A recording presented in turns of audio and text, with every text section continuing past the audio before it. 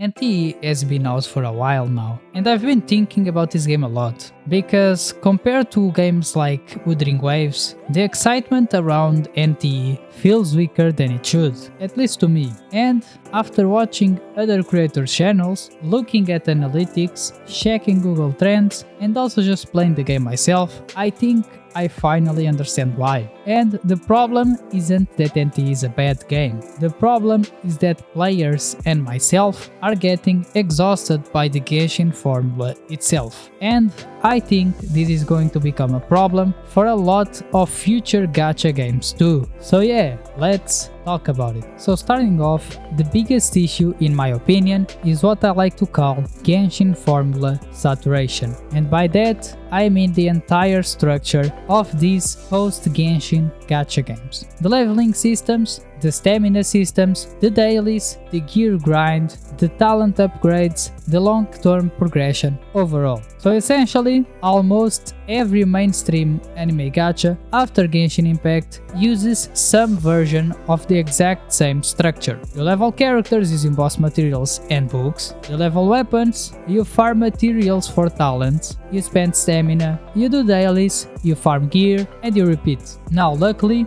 most games add their own twist to it. NT changes some things, Wuthering Waves changed some things, but the core loop still feels very familiar. And I think that's becoming a serious issue, because when Genshin came out, that formula felt fresh. But then Wuthering Waves came out, and even though it still had similarities to Genshin, it changed enough things to feel very different. Basically, the combat felt faster, the movement felt better, the intro skill system changed the team gameplay a lot, the 3-party system instead of 4 also changed a few things in combat. Basically, the game had its own identity. But now, NTE comes out, and instead of feeling like a completely new experience, NTE made something like a mix between Genshin and Wuthering Waves rather than its own thing. And that's where the problem starts. The game started feeling just like any other gacha game, asking for your daily commitment, and that's a problem. Because players don't casually play gachas anymore, they commit to them.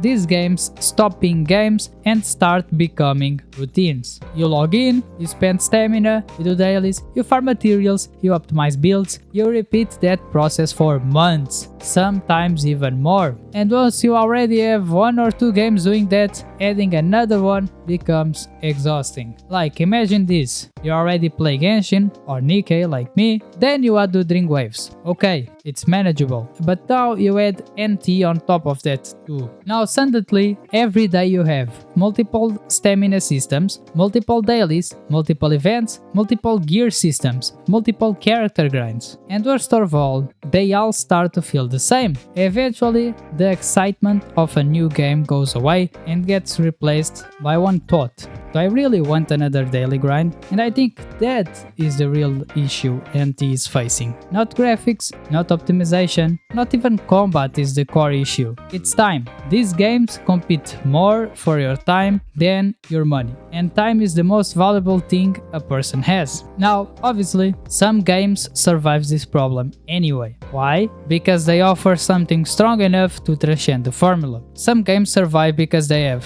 a unique identity like Nikkei, a revolutionary gameplay system like Wuthering Waves, strong emotional attachment, or a huge cultural impact like Genshin. That's part of why some games are still so dominant. And it's also why games like Ananta are getting so much attention, because when I look at Ananta, I don't immediately think, oh, another Genshin clone. It feels different, the urban setting feels different, the social interactions feel different, the entire vibe feels more focused on living inside the city itself instead of just another progression treadmill. And all of this just by seeing trailers and the developers' statements. And most importantly of all, it feels like it's trying to escape the traditional formula. Now let's talk about specifically NT, because I actually do think the game has potential. The city is genuinely good, the co-op and multiplayer potential is massive, some character designs are amazing, and the intro of the story honestly grabbed my attention pretty well. It was somewhat confusing, sure,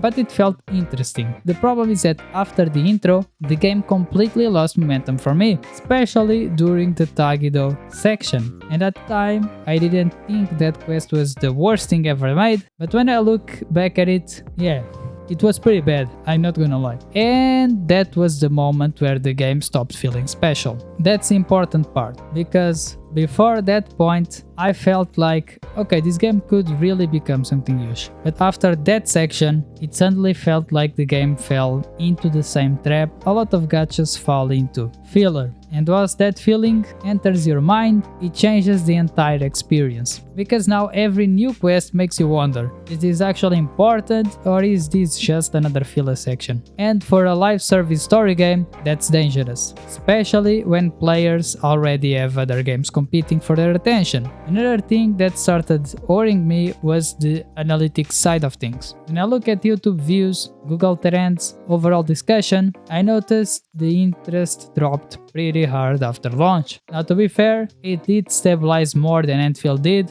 because that game is bleeding players to this day. So I don't think NTE is dead or anything dramatic like that, but I do think it revealed something important. Being a good game is no longer enough. Modern gacha games now need to be good and unique, or they at least need to do everything better than everyone else. Better progression, better combat, better exploration, better pacing, better story. Because if your game reminds players too much of another game they already invested years into, then players start asking themselves, why should I restart this entire grind again? And honestly, more and more players are starting to answer that question, and it's with a no.